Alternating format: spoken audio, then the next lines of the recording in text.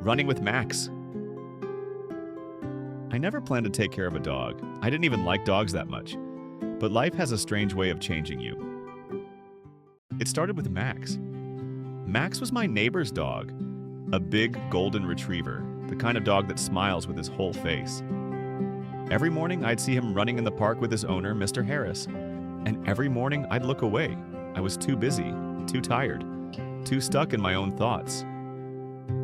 Then one day, Max stopped coming. A week later, I saw Mr. Harris's daughter at the door.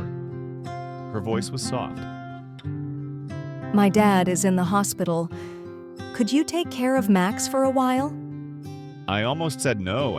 I could barely take care of myself. But when I saw Max sitting quietly by the door, something inside me whispered,